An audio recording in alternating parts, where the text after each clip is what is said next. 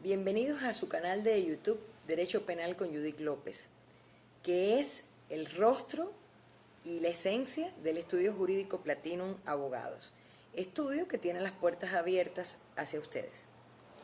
Bueno, estamos en momentos bien difíciles en el país. Ecuador se ha convertido en un escenario diario donde ocurren acontecimientos cada vez más asombrosos y espeluznantes. En esta ocasión, el tema que traemos a colación lo he titulado La actualidad ecuatoriana versus el Estado de Derecho. En este tema vamos a tocar puntos que, si bien son puntos diferentes, al final van a estar todos muy conectados y enlazados. Vamos a comenzar sobre todo por la actualidad, lo que está ocurriendo actualmente, y darle el enfoque que tiene que ver desde el punto de vista jurídico, o sea, el enfoque de derecho. Para hablar de eso, en mi criterio es preciso que nosotros toquemos un punto muy importante, y es que toda nuestra teleaudiencia, en este caso, donde no solo hay abogados, no solo hay juristas, no solo hay penalistas, también hay personas de otras profesiones, personas que conforman la sociedad en diferentes esferas y sectores, y nuestro interés es que llegue a todos como ciudadanos y no como profesionales ni como dedicados a un oficio determinado. Por ello vamos a hablar un poco, aunque parezca historia, del rol del Estado. En este caso debemos recordar un poco la evolución de la humanidad. Ya no vamos a hablar de eras cristianas, no vamos a hablar de la actualidad incipientemente, sino pensemos en cuando, o sea, en el momento en el que surgió la humanidad. Ya fuera por la teoría científica del Big Bang, por la teoría de la evolución de las especies de Charles Darwin, o ya sea por la creencia que tenemos muchos de que realmente el mundo obedece a las históricas. Hasta la actualidad, a nivel mundial, ¿por qué hago esta invocación a la historia? Porque precisamente, de cualquier forma y de acuerdo a cualquiera de estas teorías, nosotros fuimos evolucionando de una comunidad primitiva a una comunidad que hoy se convierte en una sociedad aparentemente civilizada. ¿Por qué digo aparentemente civilizada? Bueno, pues por ello, porque en una reflexión profunda, diaria, cotidiana, me doy cuenta que cada vez estamos retrocediendo más en nuestra evolución. Es decir, los seres humanos a nivel mundial estamos involucionando. Ahora bien, nosotros vamos a ubicarnos en el plano de lo sucedido en Ecuador, porque es nuestro entorno y es en el campo en que vivimos. Somos felices, sufrimos, nos desarrollamos o involucionamos. Dado esto, debemos plantear en primer lugar cómo surge el Estado y qué rol tiene el Estado con respecto a la sociedad de cualquier lugar. Pero en este caso vamos a hablar del Estado como ente ficticio, como persona jurídica que existe a nivel mundial. De hecho, la organización administrativa y política a nivel mundial está precisamente dividida o conformada por naciones que tienen en su punta, en su delantera, a un Estado. De modo que este Estado surge precisamente con la evolución de la humanidad a raíz, y debiéramos hablar, recordemos a Jean-Jacques Rousseau cuando escribió El Contrato Social. El Contrato Social de Rousseau es una obra maestra que ha atravesado por diferentes situaciones y también diferentes etapas. Estas etapas del contrato social tienen que ver además con la escritura de 4 libros. En el primero de los libros, Rousseau habló del contrato social o los principios del derecho político. Comenzó a hablar entonces de principios que informaban precisamente los derechos políticos, que no son solamente del ciudadano, también son del Estado. Habló en estas obras, en el segundo libro, de la voluntad general. Habló de la voluntad del pueblo, de la voluntad estatal y de la soberanía como una entidad jurídico-política donde el pueblo sería quien ejercería el poder. Habló asimismo en un tercer y cuarto libro de diferentes formas de gobierno, en el tercero exactamente, y en el cuarto libro habla de la bondad humana y de la rectitud de los hombres de a pie. Y cuando habla de hombres de a pie, se refiere al género humano, donde se incluyen ancianos, niños, personas adultas, jóvenes, adolescentes, hombres y mujeres, género humano. A eso se refiere el decir hombre de a pie. Y habla de hombre de a pie porque es el hombre común y corriente, independiente de su estatus social, político, económico, cultural. Con este contrato social se crea la necesidad, después de haber atravesado la humanidad tantas etapas sociales y tantas etapas históricas, como la etapa de la pena pública, como la etapa donde rigió la ley del talión, ojo por ojo, diente por diente, la etapa de sangre, de la venganza pública, llegamos a la etapa del contrato social donde entendemos los seres humanos, nuestros antecesores, nuestros ancestros, que debíamos entregar esta cuestión del dominio público de la sociedad al ente que constituiría el Estado. Es de ahí que surge precisamente la relación entre el ciudadano como miembro de la sociedad y el Estado. El Estado conformado por los factores políticos, gubernamentales, con la división de poderes a la que se acoja según la teoría de poderes existente, que dicho sea de paso, en Ecuador rige la tripartición de poderes, surgida precisamente del libro El espíritu de las leyes, de Montesquieu. Y asimismo, este Estado comienza a englobar o afrontar un rol imbricado de derechos y deberes. Entre los deberes del Estado está la protección de la ciudadanía, está propiciar la seguridad jurídica. Entre los deberes del Estado, entre otros muchos, está la protección no solo de la ciudadanía como conglomerado humano, sino incluso individualmente, individuo por individuo. Este cambio o contrato o pacto social que se hizo con el Estado dejó a un lado entonces la venganza pública, la pena pública y permitió que a partir de este momento histórico fuera el Estado el que se encargara, desde el punto de vista subjetivo tanto como objetivo, primero de regular las leyes. En el caso nuestro, el órgano legislativo será la Asamblea Nacional. Tiene un poder ejecutivo que está a cargo del Estado y tendría un poder judicial acorde a la tripartición de poder a la que se acoge Ecuador, que es precisamente el poder que ejercen los jueces en el país. Es la administración de justicia. Estos tres poderes, que estarían separados, a su vez deben ser controlados. Y el Poder Judicial precisamente viene a ser el poder que va a ejercer un control sobre la rectitud, coherencia de las leyes dictadas por el Parlamento o la Asamblea Nacional, y asimismo va a verificar, controlar, supervisar la ejecución del poder administrativo del Estado.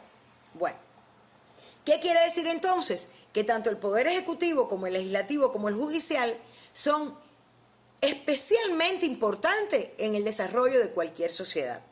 A partir de ahí, los estados fueron entonces emitiendo leyes que igualmente han ido evolucionando en el tiempo, y en estas leyes vamos al corte, por ejemplo, penal. En estas leyes en el corte penal se fueron creando, de acuerdo a determinadas escuelas, según la teoría del delito a que se acoja cada uno de los países, se fueron especificando tipos delictivos, ¿ya? Estos tipos delictivos van a responder, al menos así se lo explico yo a mis estudiantes, a los 7 pecados capitales. Estos tipos delictivos tienen una implicación directa con lo que conocemos como los 7 pecados capitales. La prohibición de matar, la prohibición de robar, la prohibición de mentir. Es mala la lujuria, es mala la gula, y de hecho, si vemos la gula como pecado capital, de ahí se derivan una serie de figuras delictivas reguladas en nuestras leyes positivadas, como por ejemplo la concusión, el peculado, el cohecho, el robo, la estafa. Generalmente son tipos penales, delitos que obedecen a pecados capitales como la gula.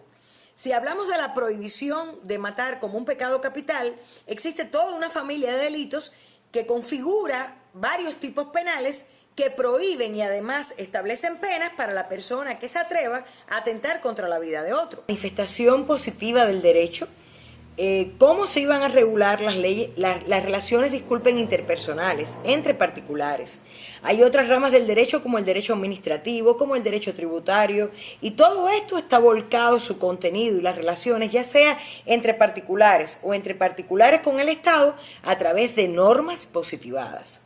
Cuando hablo de normas positivadas, quiero que se entienda que existe algo que se llama derecho natural, que son nuestros derechos inherentes, nuestros derechos que nacen con la persona, con el ser humano, y los derechos positivados, que son los derechos que se llevan a escritura, y precisamente estas leyes se emiten para poder regular en buena lid, en buena práctica, las relaciones dentro de cada Estado.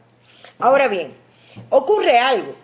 Nuestra costumbre no puede llevarnos a pensar que porque el Estado es el ente jurídico que va a dirigir al país, del cual van a emanar las leyes que rijan en el país, el cual nombra a través de sus organismos públicos los jueces que van a administrar justicia, y asimismo se van a establecer, va a tener iniciativa legislativa para que se analicen en los parlamentos o en el caso de Ecuador en la Asamblea Nacional las leyes que deban regir en el país. No debemos confundir con que sea un poder omnímodo. El Estado no es Dios. Para los que como yo creemos en Dios, el Estado no es Dios.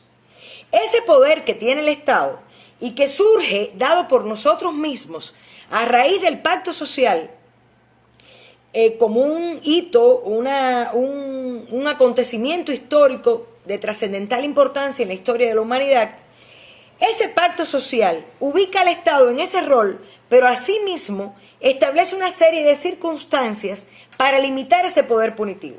Porque el Estado, dividido en diferentes formas de gobierno, ya fuera, por ejemplo, el régimen feudal, fuéramos luego hacia la monarquía, o estemos hablando de la república instaurada en la mayor parte del mundo, en cada uno de los estados, ese poder del Estado es un poder muy amplio, ¿ya? Excesivo en muchas ocasiones, que la propia historia ha tenido que irla limitando. Es así entonces como vale la pena que nosotros llamemos la atención, por ejemplo, como a mí a la lectura me asombra tanto cuando leo el pequeño libro que es el Tratado de los Delitos y las Penas del Marqués de Beccaria o César de Beccaria, y ya por los años 1700 Beccaria era capaz de observar y vislumbrar la necesidad, por ejemplo, de instaurar principios como el de legalidad, entre otras cosas para evitar la arbitrariedad estatal, para poner límites, cotos, frenos, diques a ese poder del Estado. Y mucho más cuando ese poder del Estado es el poder punitivo, porque de todas las ramas del derecho que tenga el ordenamiento jurídico de cada Estado, la más gravosa y aflictiva es precisamente el derecho penal, ¿ya? Y por eso es tan importante el movimiento neoconstitucional, de nuevo constitucionalismo, que ha operado en el mundo, precisamente para ir afianzando cada vez más lo que es un Estado de Derecho. Y ahí llegamos entonces a unir dos categorías jurídicas, el Estado, ¿ya? Y el Estado de Derecho. ¿Qué pasa? Que el derecho en sí mismo es una disciplina, es una ciencia autónoma, independiente, que tiene vida propia y que tiene operarios. Entre los operarios u operadores del derecho están todos los que se gradúan de la carrera de Derecho, ¿ya? Y que vienen a ubicarse en diferentes roles. Muchos, porque la carrera de Derecho tiene perfil muy afín a muchas, más necesaria y más estrecha esa relación en nuestra actualidad mundial. Entonces, este derecho es el que va a venir a configurar el modo en que esa sociedad se va a desenvolver y va a configurar además la relación del ciudadano para con el Estado y cuáles son los poderes que tiene el Estado para con el ciudadano, así como cuáles son los deberes que tiene el Estado para con el ciudadano. Y asimismo, cuáles son los derechos que tiene el ciudadano y la posibilidad de exigir al Estado. Bueno, si vamos a hablar entonces de derecho penal, donde están en juego, en primer lugar, la inocencia que se debe presumir de cada ciudadano ecuatoriano, y luego una serie de derechos que son más que positivados, naturales, que nacen con cada uno de nosotros, como el derecho a la vida y a la libertad, entonces es necesario regular a través de las leyes un Estado de Derecho donde cada vez dé más protagonismo al ciudadano y a la sociedad misma. Porque a fin de cuentas, desde el Pacto Social de Rousseau, somos los ciudadanos los que tenemos soberanía. Y solo ponemos al Estado porque necesitamos de alguien que nos administre y nos represente políticamente, administrativamente. Alguien que dirija la casa. Pero esa dirección de la casa nunca puede ser arbitraria. o no debe ser arbitraria, hablando en buenos términos, porque poder entre cielo y tierra al parecer se puede todo, no debe ser arbitraria. Entonces, eso es lo que la ciudadanía tiene que estar vigilando constantemente. Por ello, en este programa nosotros habíamos hablado de seguridad jurídica, quizás no le dieron toda la importancia al programa o quizás sí. Hablamos también de la situación en los establecimientos penitenciarios. No vimos tanta acogida, pero igualmente la teleaudiencia no está obligada a acogerlo. Hablamos también de la trascendencia del enfoque jurídico y el tratamiento jurídico penal normativo que se le había dado al caso de Brecht, donde fue sancionado el ex vicepresidente Jorge Glass. También hablamos del enfoque y tratamiento jurídico normativo que se le dio al caso Soborno, donde entre otras muchas personas, exactamente unas 20, también resultó sancionado el expresidente Rafael Correa, y según los temas han tenido mayor o menor acogida. Pero lo cierto es que este programa y la preocupación de nuestro estudio jurídico y la preocupación de los abogados que conformamos este equipo y la preocupación personalmente mía es que nos demos cuenta como ciudadanía cuáles son los errores que estamos cometiendo no solo como estados, sino también como ciudadanos. ¿Por qué vamos allá? Bueno, ya hemos pasado toda una etapa de pandemia bien larga que sigue instaurada lamentablemente en Ecuador y en el mundo. Hemos sufrido y seguimos sufriendo las consecuencias de esta etapa. Sin embargo, también se ha destapado una caja de Pandora donde han salido toda una serie de males sociales que se han destapado, hemos descubierto de algún modo, por una cuestión que es de agradecer y se debe precisamente a los medios de prensa y comunicación. Digo es de agradecer, pero de agradecer hasta cierto punto. En otro punto, es uno de los poderes instaurados actualmente en muchos estados de la humanidad que también necesita poner límites. Entonces, con todo este preámbulo, que tenía implícito mucho contenido, nosotros vamos a aterrizar en casos puntuales, ¿ya? Cuando criticábamos constructivamente la sentencia del caso Soborno y denunciamos cómo fue vulnerado una serie de principios que precisamente constituyen límites al poder punitivo del Estado, tales como el principio de legalidad, motivación, igualdad procesal, quizás pudo haber muchas personas que pensaran que el interés era solamente político o que aún a pesar del enfoque jurídico y su buena acogida, porque sí debemos reconocer que el tema tuvo muy buena acogida y también un gran porciento de entendimiento sano, tal y como lo transmitimos, quizás no se percataron muchos de que estábamos diciendo, en otras palabras, que si existe en nuestro Estado de derecho, entre comillas, digo de derecho entre comillas porque constitucionalmente, en la Constitución de la República del Ecuador, vigente desde el año 2008, se reconoce que rige en nuestro país un Estado de Derecho. Estado de Derecho implica la observancia, el respeto, la garantía de inicio a fin en cualquiera de los procesos, fueren civiles, administrativos, penales, mercantiles, ya de cualquier corte, en cualquier rama del derecho, todos los principios y garantías que respaldan al ciudadano. Pero si puntualmente vamos a tocar el ámbito penal, donde están en juego nuestra libertad, nuestro patrimonio, nuestra paz familiar, nuestra vida incluso, entonces hay que ser mucho más cauteloso con el derecho penal y ahí es donde viene a jugar un papel preponderante el derecho constitucional. Muchos decimos que el Estado de algún modo manifiesta que el derecho penal es la espada y el derecho constitucional es el escudo. Entonces, el Estado, teniendo en sus manos el ius puniendi, facultad de castigar, ¿ya?, a través de un derecho penal subjetivo y un derecho penal objetivo, aún teniendo esa facultad, tiene que respetar y tiene que servirnos como escudo del derecho constitucional, que es el que va a impedir, ¿ya?, cada golpe de la espada que pueda lacerar una de las partes de mi integridad, y estoy hablando de mi integridad ya no como ser humano, aunque individualmente podremos verlo, sino sobre todo como sociedad. Cada vez que enjuiciamos mal a un ser humano, a una persona adulta mayor, a un joven, a un adolescente infractor, a un culpable o a un inocente, pero cada vez que le enjuiciamos mal, nosotros estamos causando heridas graves, irreversibles, a todo el conglomerado que se conforma o por el cual está conformado nuestra sociedad ecuatoriana. De modo que hay que analizar cuán importante es que, igual que es necesario tener médicos especializados en cada una de las áreas, materias de la medicina y la salud, así de importante es cada una de las esferas de la vida.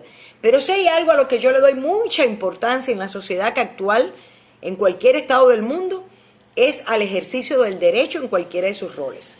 Por eso es que hablábamos en uno de los programas de la seguridad jurídica, porque sin seguridad jurídica no vamos a tener prosperidad económica, ni una salud garantizada, ni una educación garantizada, ni nuestra vida va a ser prolija, ni buena, ni grata. Y todos los seres humanos, de una u otra forma, aspiramos a tener una vida en paz, que discurra con tranquilidad, con respeto a nuestras dignidades. Por estos avatares de la humanidad es que a partir del año 1945 y luego de que termina la Segunda Guerra Mundial y luego incluso de que ocurren los juicios de Nuremberg en Alemania, se da un paso importante en la historia jurídica de la humanidad, y es que en el año exactamente, pudiéramos hablar de fechas porque así mismo es de importante, es cuando ocurre la Declaración Universal de Derechos Humanos.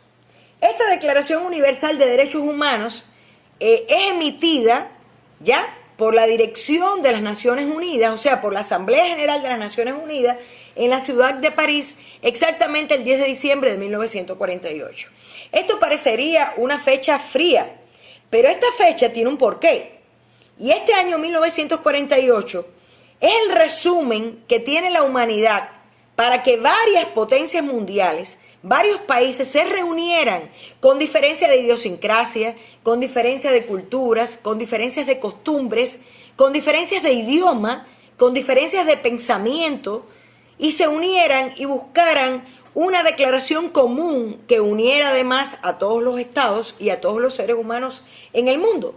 Porque finalmente cada uno de los individuos que somos conformamos la humanidad, que es ese conglomerado humano, que lamentablemente tiene fronteras, unas de concreto, otras con límites terrestres, otras establecidas por guardias, pero realmente es el mismo globo terráqueo.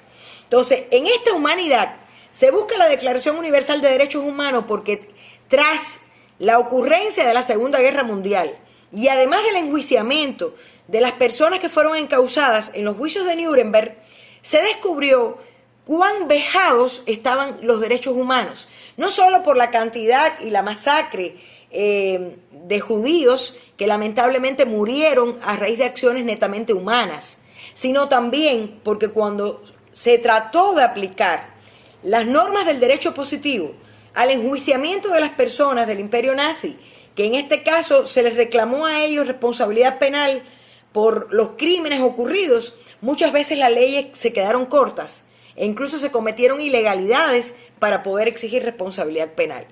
A raíz de ahí surge la Declaración Universal de Derechos Humanos, que sobre todo invita a garantizar a todos los estados que forman parte y son signatarios de esta declaración los derechos de cada ser humano. Esos derechos implican la vida, la libertad de pensamiento, la libertad de expresión, la salud, la educación. Ahora bien, si a pesar de que en la Constitución de la República del Ecuador tenemos reconocido un Estado de Derecho, ¿ya? Y tenemos reconocido en el artículo 76 todo un bloque de garantías.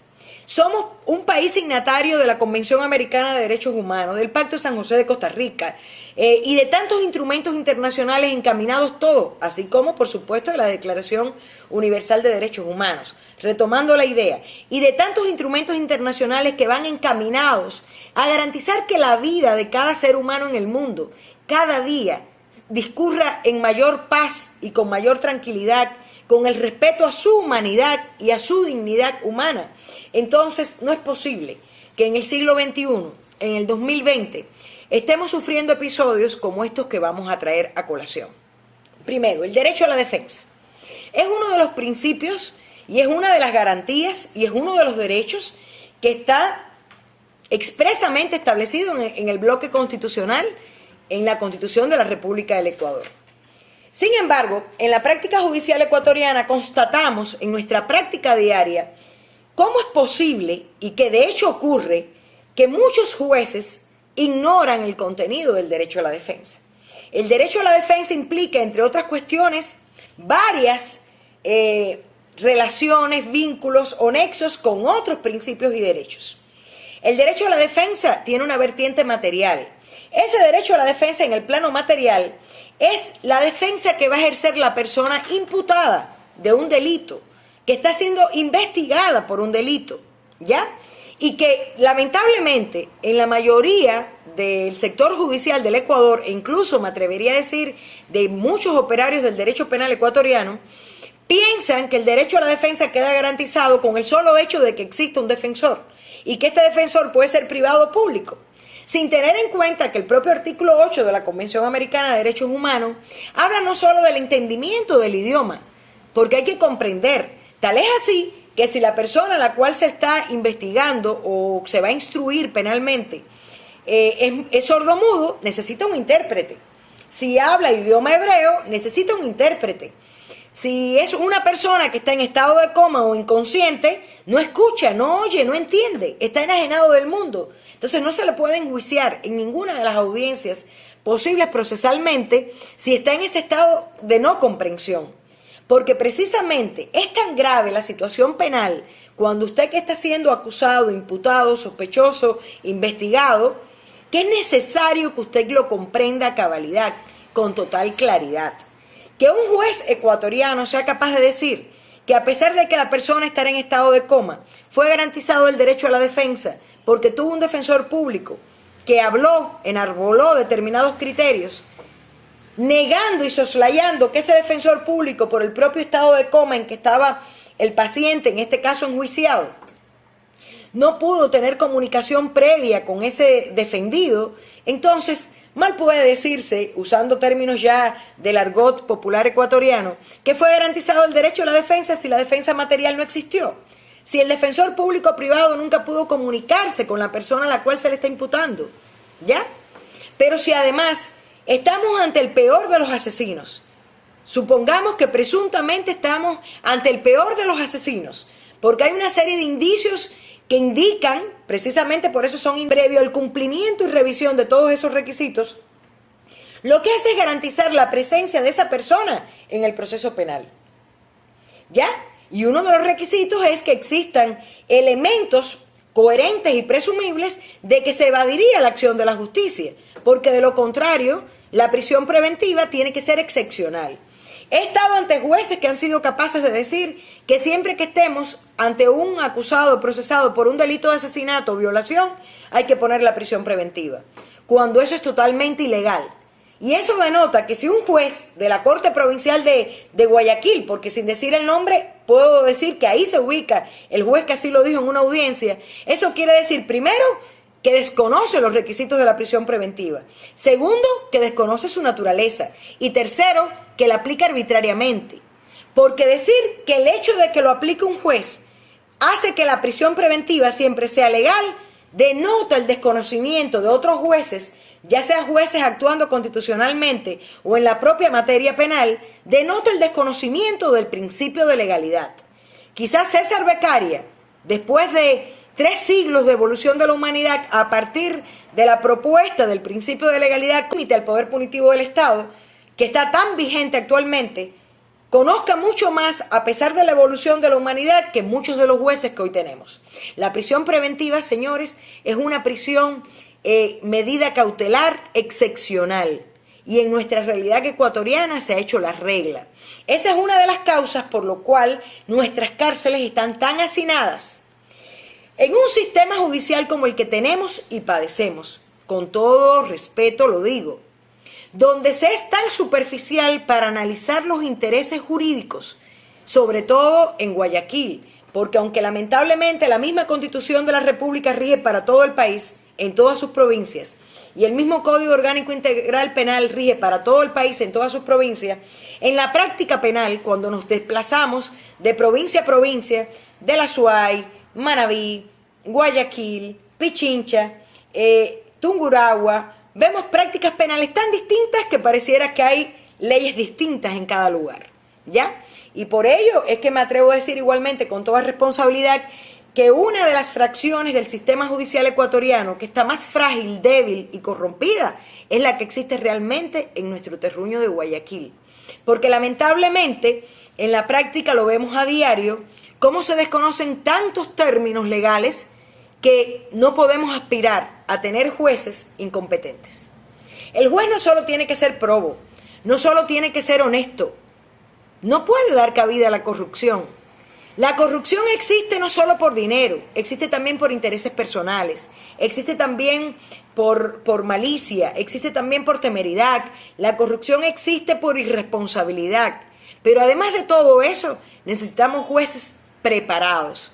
No necesitamos jueces que repitan las leyes de memoria sin razonar su sentido, sin analizar el espíritu de la propia ley. Necesitamos jueces sabios. Por eso cada vez que pienso en jueces sigo invocando a Salomón. Y hasta ahora ningún juez histórico, salvo unos 10 que cuenta la historia de la humanidad y su trayectoria jurídica, ha superado a Salomón. No lo creo. E incluso estos 10 de los que hablo están más o menos a la par. Porque el juez tiene que ser un operario del derecho con mucha sapiencia. Recordemos que el juez es la persona en la que todo el conglomerado humano de esta sociedad ecuatoriana ha puesto su confianza para que cuando tengamos un litigio, ya fuere civil, administrativo, penal o de cualquier índole, sepamos que va a dirimirlo un árbitro, que en este caso es juez, y que se va a pronunciar de modo justo, de modo correcto, de modo legal y nunca de modo arbitrario. Por eso es que existen los límites al poder punitivo del Estado, para tratar de evitar la arbitrariedad de los jueces. Entonces, cuando nosotros hablábamos de todas las violaciones y vulneraciones al debido proceso, en el caso donde se enjuició al expresidente Rafael Correa y al exvicepresidente Jorge Glass y a otros coacusados, imaginémonos, si eso ocurrió, tantas vulneraciones al debido proceso, en un proceso penal donde fue enjuiciado un expresidente que estuvo durante 10 años al frente de la dirección del país, que es Ecuador. Entonces, ¿cómo será el respeto al debido proceso cuando seamos enjuiciados cualquiera de nosotros simples mortales?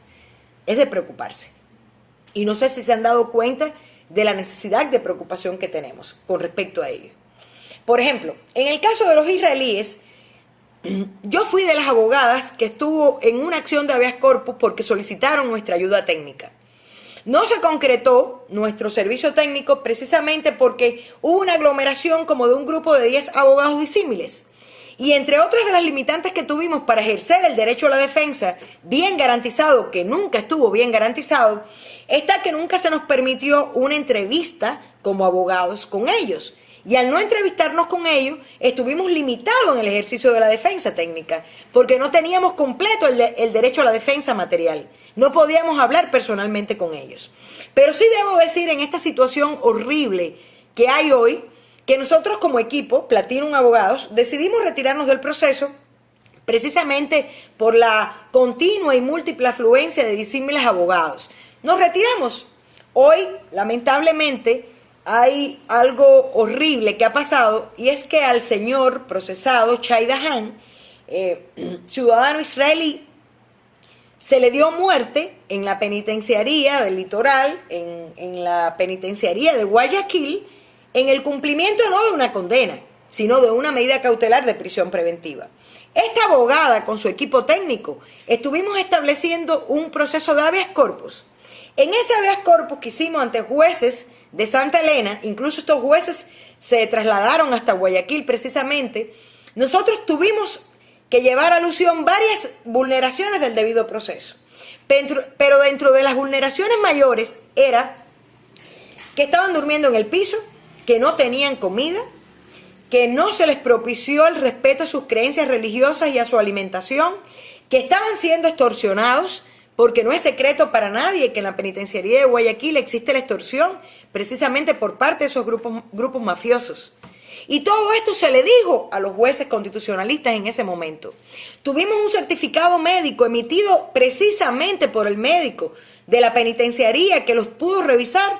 Dijo que uno de ellos estaba deshidratado, prácticamente deshidratado, por continuas diarreas, y el otro, en este caso, estaba con síntomas de tener el coronavirus y que no se podía descartar el coronavirus y que por ende debía ser aislado, pero además debía tratarse porque tenía también signos de neumonía.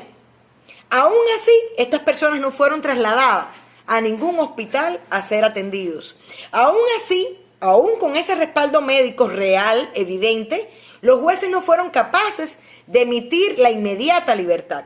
Hoy, con todo respeto, nosotros nos preguntamos como equipo si a estos jueces no les pesa en su conciencia la pérdida de la vida de un ser humano. Hoy, en la realidad ecuatoriana se habla de que no fue ingresado al programa de víctimas y testigos y que ahora el otro, en este caso Oren Sheyman, Tomer Sheyman, el difunto, el fallecido, el asesinado, para hablar en buenos términos, porque aunque no sepamos aún quién es el culpable y demoremos un tiempo en saberlo, el modo en que murió tiene una etiología médico-legal de muerte violenta y por ende fue precaria, ¿ya? Y es responsable el Estado de ello, es responsable el Estado ecuatoriano de ello. Entonces, con respecto a ello, no fue atendido por los jueces dijeron que daban un llamado de atención al régimen penitenciario para que cada 15 días hablaran del estado de salud de estas personas, cuestión que tampoco nunca se hizo. Esto derivó en esta muerte porque además en la práctica fiscal y penal del Ecuador, lamentablemente, para que una persona ingrese al programa de víctimas y testigos, según la propia política de la Fiscalía General del Estado, en la experiencia profesional lo seguimos, tiene que haber sido o amenazada de muerte o haber sido maltratada. Si no ha sido amenazada o maltratada, no hay por qué incluirlo, sin valorar cada caso sui generis y peculiar, ¿ya? Cuando estas personas comienzan a hablar y a dar su declaración, bueno, obviamente surgen otros caminos investigativos, pero que con todo tino, ya fuera a raíz del abogado, el abogado puede pedir mucho, pero si en la fase de instrucción a quien se le formulan las peticiones es a la Fiscalía. Y la Fiscalía, que está obligada a ser objetiva como principio establecido en el Código Orgánico Integral Penal de Ecuador, en el numeral 21 del artículo 5, lo cual es una obligación. Y esa objetividad implica que el fiscal está obligado a investigar durante toda la etapa de investigación previa, pero asimismo durante la instrucción fiscal, tanto las pruebas de cargo, es decir, en contra del acusado, del procesado, como de descargo, es decir, a favor del procesado. Si la Fiscalía no cumple con el principio de objetividad y se convierte en una parte, en sujeto, o sea, ya no en sujeto procesal, ya no en parte procesal, sino en juez de instrucción, y solo vamos a ir ante el juez para pedir puntualmente revisiones de medidas cautelares, que dicho sea de paso, a pesar de que la Convención Americana de Derechos Humanos obliga a los jueces a revisar continuamente las prisiones preventivas, los jueces no lo hacen.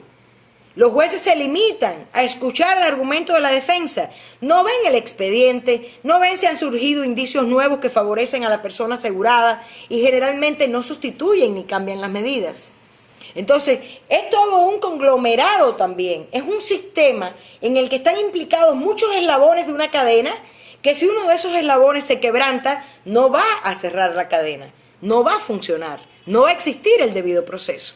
Entonces, si nosotros, por ejemplo, tenemos otros casos en Santa Elena también, donde hemos pedido la cooperación eficaz del procesado, y en esa cooperación eficaz, sin poner en riesgo ni la vida del procesado ni nuestra propia vida, porque lamentablemente tal es la inseguridad jurídica que está padeciendo el Ecuador, que los abogados tenemos que vernos limitados, porque viene alguien con un mal entendimiento y comienza a amenazarnos. No, somos ciudadanos de un país libre.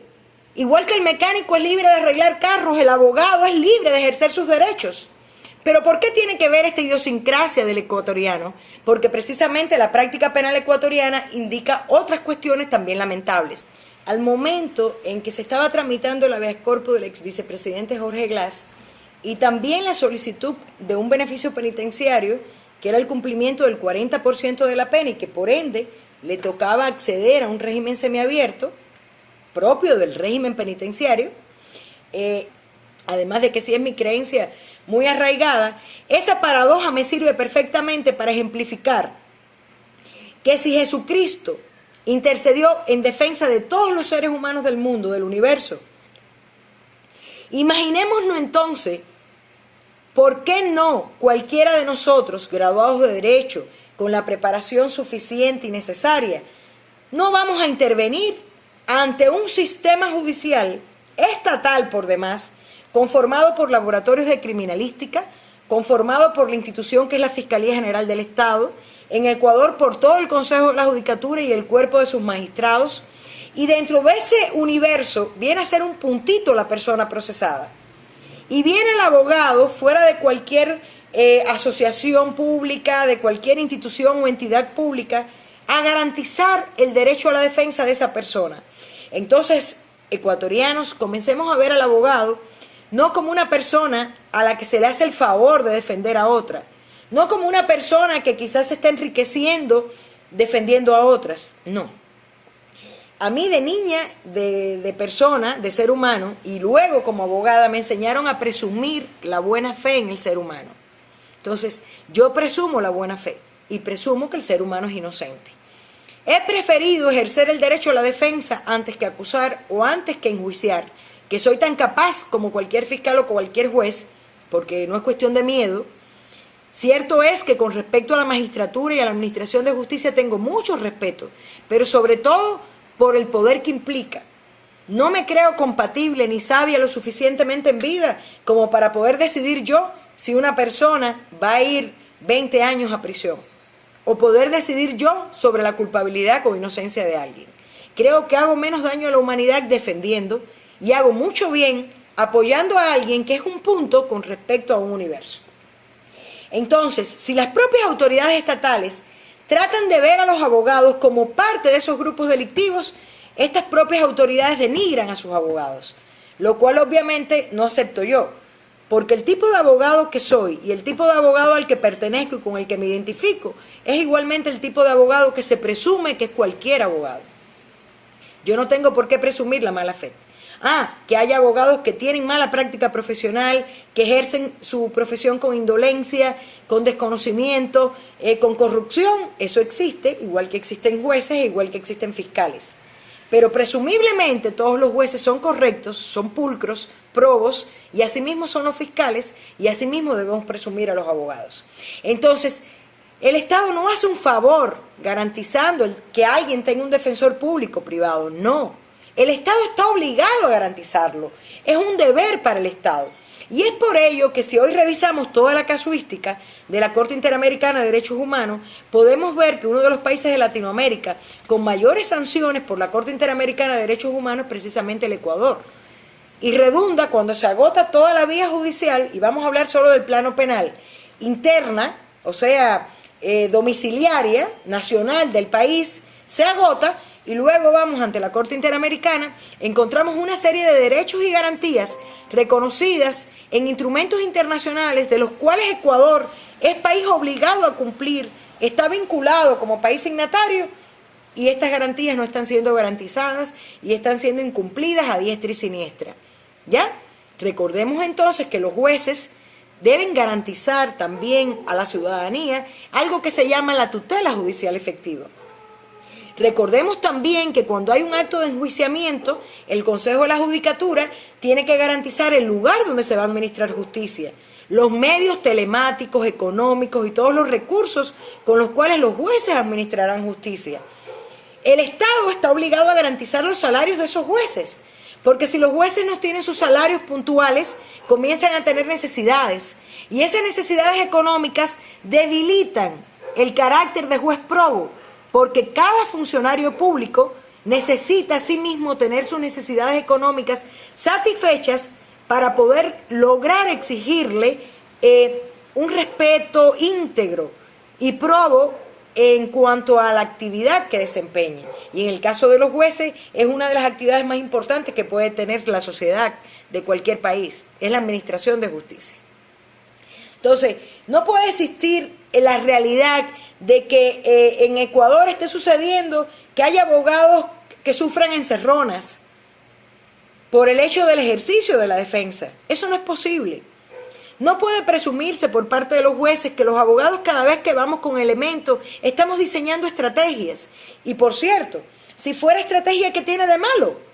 Si precisamente eso se llama técnicamente teoría del caso, lo que los jueces vulgarmente pueden denominar estrategias del abogado, o que la fiscal general dice en sus propias palabras, han sido estrategias para dilatar. No, es la teoría del caso, la teoría del hecho, que ha formulado como parte de la defensa técnica el abogado.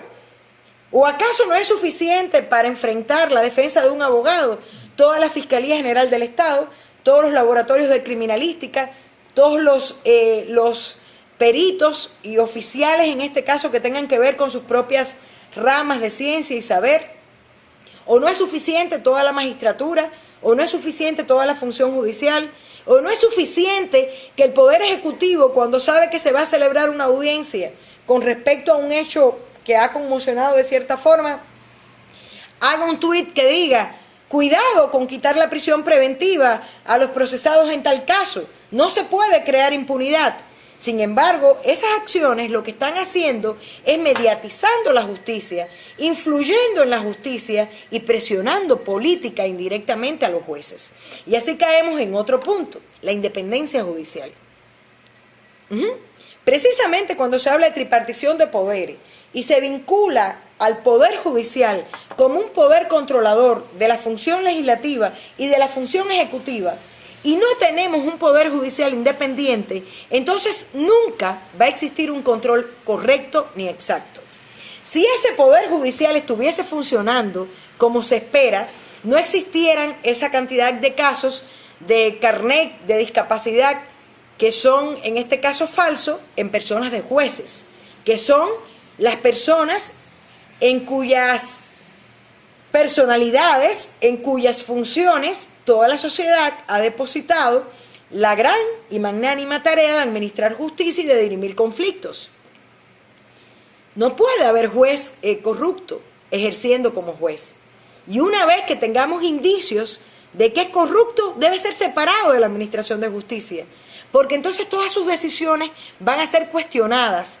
Y si usted, como juez, falló sancionando a alguien que realmente era culpable y existían medios de prueba, pero luego se determinó que usted como juez estuvo involucrado en actos de corrupción, eso pone en riesgo todos los fallos sancionadores o absolutorios que usted haya emitido, porque no fue un juez probo. Entonces, crearía determinada impunidad, porque es posible que sean anuladas esas decisiones y tengan que volverse a hacer los procesos. Y en muchos casos, esas personas culpables quedarían libres, o en otros casos, usted va a tener la cárcel hacinada de personas inocentes. Estos días han sido difíciles. La penitenciaría conoció una guerra interna que es muy fácil decir, no, porque hay personas que no se rehabilitan.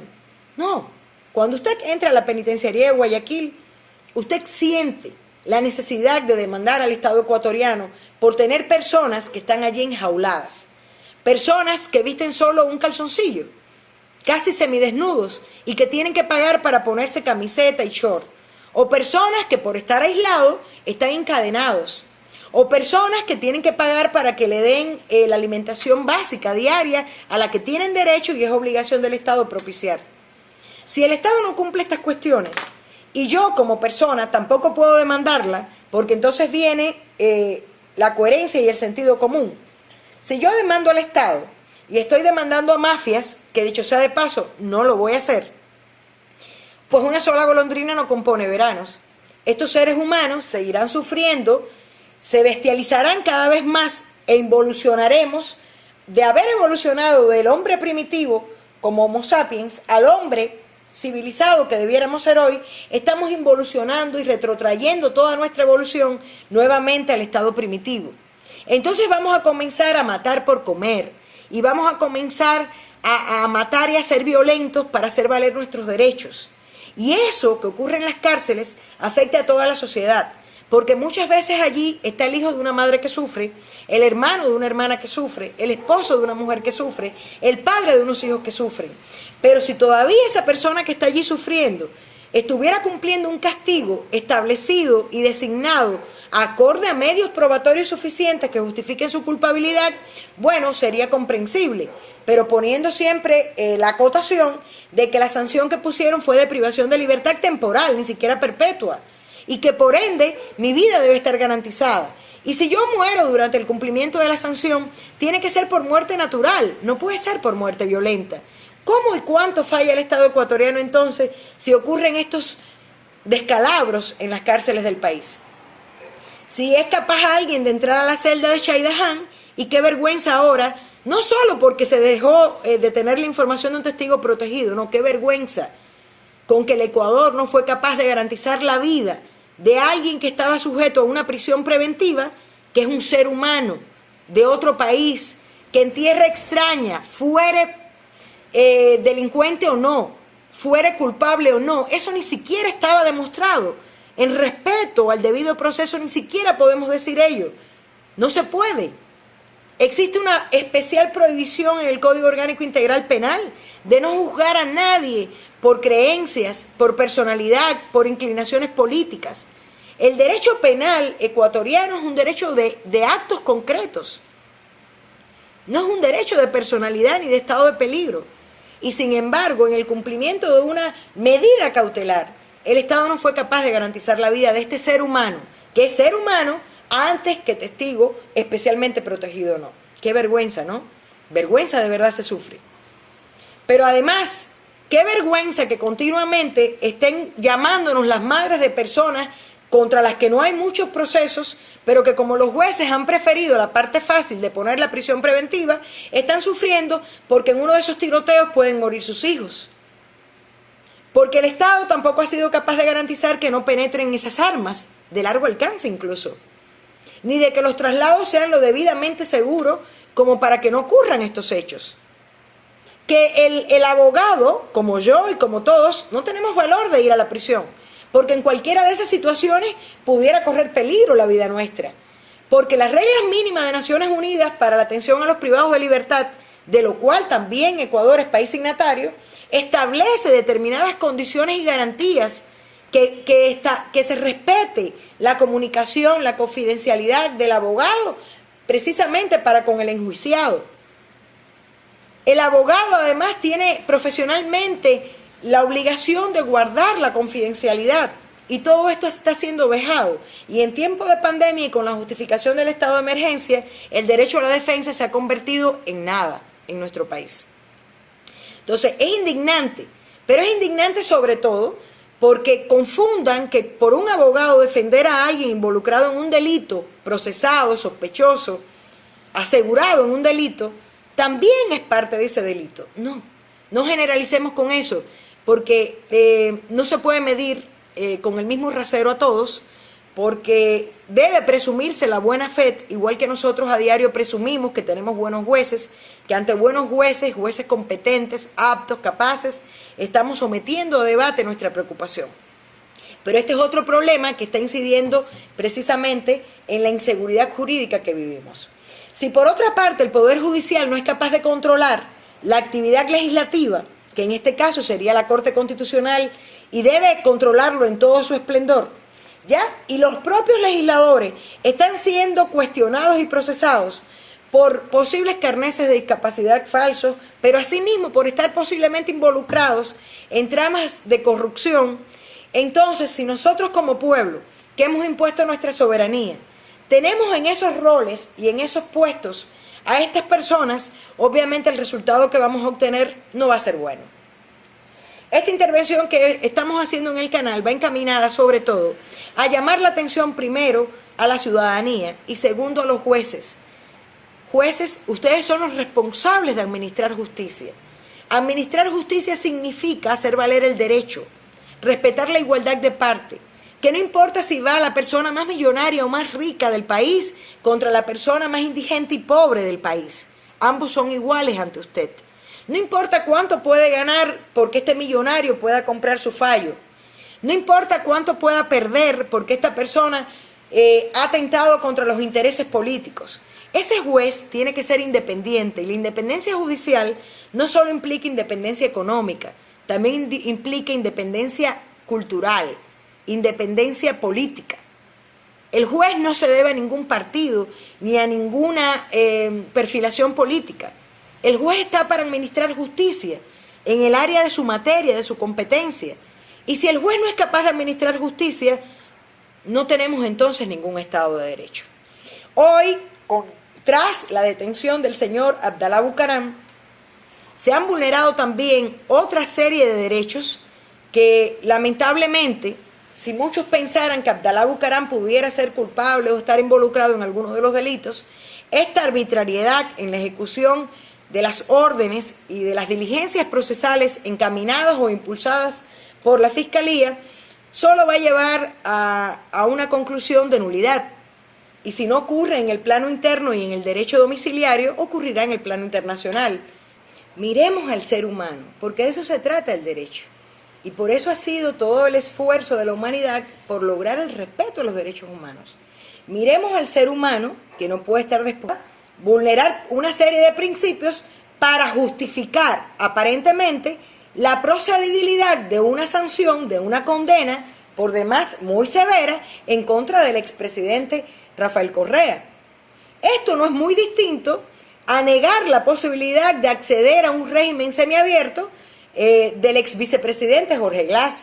Esto no es muy distinto a la sentencia condenatoria en el caso de Brecht al ex vicepresidente Jorge Glass con franca vulneración al debido proceso. De modo que se están haciendo tan reiterativos los procesos judiciales penales en los cuales tanto la Fiscalía General del Estado como la función judicial da paso a la vulneración del debido proceso e incluso no la enfrentan, que esto redunda en decir que no existe tampoco tutela judicial efectiva, porque precisamente la tutela judicial efectiva es parte de la seguridad jurídica e implica la obligación del cuerpo judicial, de los jueces, de garantizar el cumplimiento de todos los derechos y garantías, los cuales no se garantizan oralmente por decir, sí, se leyeron, no se leyeron, le creo a él porque él es policía, le creo a él porque él es fiscal, no le creo al acusado porque él siempre va a mentir a favor de su propia teoría, no le creo al abogado porque son estrategias para defender al acusado. No, el rol del juez es indagar, ¿ya? En plena igualdad procesal para llegar a una conclusión lejos de toda arbitrariedad. Y como único esa conclusión o ese fallo o esa decisión judicial puede estar lejos de toda arbitrariedad es cuando hayas recorrido precisamente cada uno de los principios y garantías procesales y establecidos legalmente para que discurra civilizadamente la administración de justicia en un país. Lo lamentable de todo esto es que lo que ha ocurrido al expresidente Rafael Correa, lo que ha ocurrido al ex vicepresidente Jorge Glass y lo que le está ocurriendo al expresidente Abdalá Bucaram es lo que ocurre a diario a muchísimos ciudadanos ecuatorianos cuyos nombres no sabemos y cuyos casos desconocemos, porque realmente este es el modo en que se está administrando justicia en Ecuador. Entonces, este programa que hemos hecho hoy, que lleva por título precisamente la realidad ecuatoriana versus el Estado de Derecho, lo que está denotando y nos lleva a concluir es que el momento histórico que vive el Ecuador no está respetando para nada y en ningún sentido el Estado de Derecho que está reconocido en la Constitución de la República del Ecuador vigente. Al no estarlo respetando, serían actos inconstitucionales e inválidos. No importa cuánto tiempo tenga que pasar de un gobierno a otro o del imperio de unos jueces a otros, o cuántos abogados tengan que morir por decir cosas quizás más graves, quizás menos graves, o por hacer valer los derechos de las personas que defienden. Siempre que estemos dotados, primero, de la competencia en la materia que nos desempeñamos, segundo, de la integridad moral, tercero, de la honestidad y la probidad como seres humanos, y además actuemos en buena lid, sin subterfugios, sin ardid, sin engaños, pensamos que estamos aportando desde nuestros roles a que la vida discurra de mejor manera. Al parecer, hoy hay tantos errores en tantos sectores de la vida diaria nuestra que podemos llegar a la conclusión de que de algún modo todos estamos trabajando mal.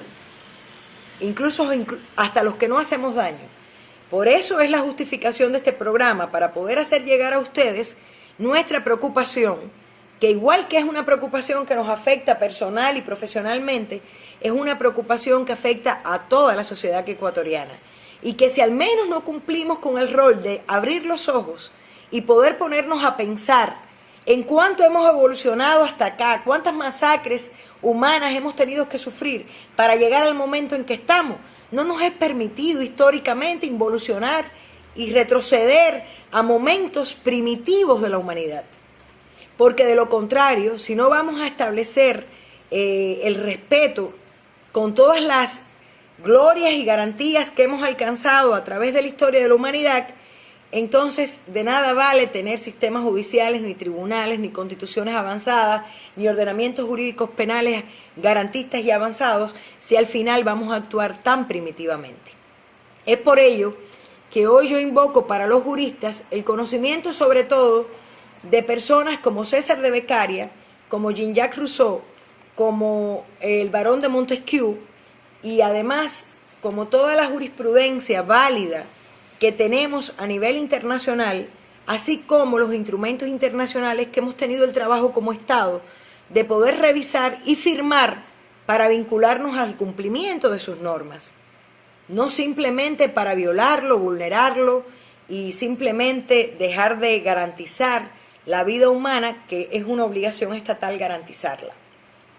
Debemos revisar nuestra actividad como seres sociales y debemos revisar la actividad de cada una de las autoridades en cada uno de los sectores de la sociedad nuestra.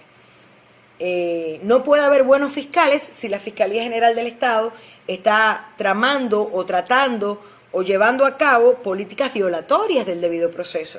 No podemos tener buenos jueces en las primeras instancias si desde la Corte Nacional existen jueces que no están actuando del modo que se espera como juez. Y el modo que se espera como juez no es tener mano dura ante un delito de asesinato, no.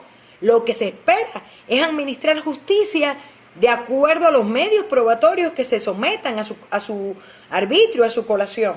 Porque si usted ha hecho una investigación mala y las pruebas están débiles, el juez tiene que fallar a favor del acusado. Por eso es una cadena en la que, repito, ninguno de los eslabones puede estar quebrado ni roto, porque si no, no podemos enlazar nuevamente la cadena. Y si la enlazamos a modo de soldadura o por la fuerza, tampoco va a ser fuerte como para sostener lo que implica esta cadena.